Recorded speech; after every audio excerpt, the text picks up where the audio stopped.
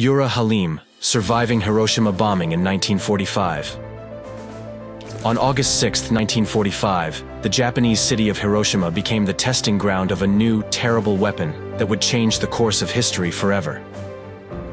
At exactly 8:15 a.m., an American bomber, the Enola Gay, dropped an atomic bomb onto the city. Within the next minute, the bomb, codenamed Little Boy, unleashed unimaginable devastation, leaving behind a city in ruins. The atomic bombings of Hiroshima and Nagasaki, while marking the end of World War II, came at an immense cost.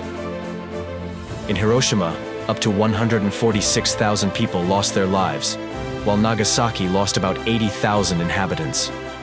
Among the survivors was Bruneian almarhum, Yang Amat Mulia, Pangeran Setia Negara Pangeran Dr. Haji Mohd Yusuf bin Pangeran Haji Abdul Rahim. A student at the university at the time, he miraculously survived both bombings.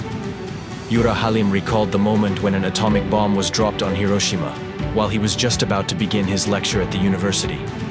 The explosion was loud, and the ground and buildings rattled. Debris was everywhere.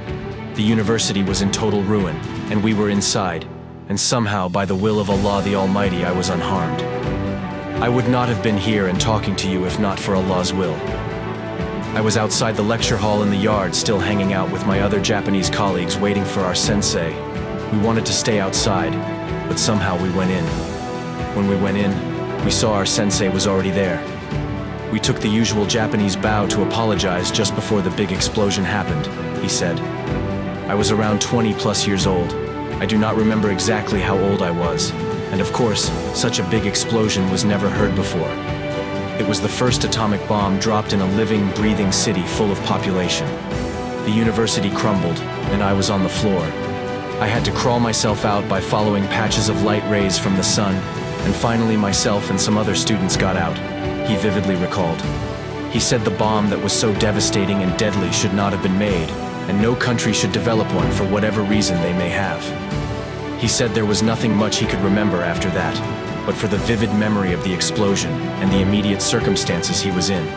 He said peace is something the world needs to cherish and guard gallantly.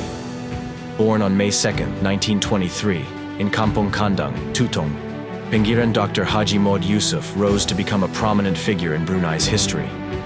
His contributions were recognized with several state awards and decorations, including being a member of Brunei's prestigious Chateria Order. Furthermore, he was honored as the first Bruneian to receive an honorary doctorate from Hiroshima University.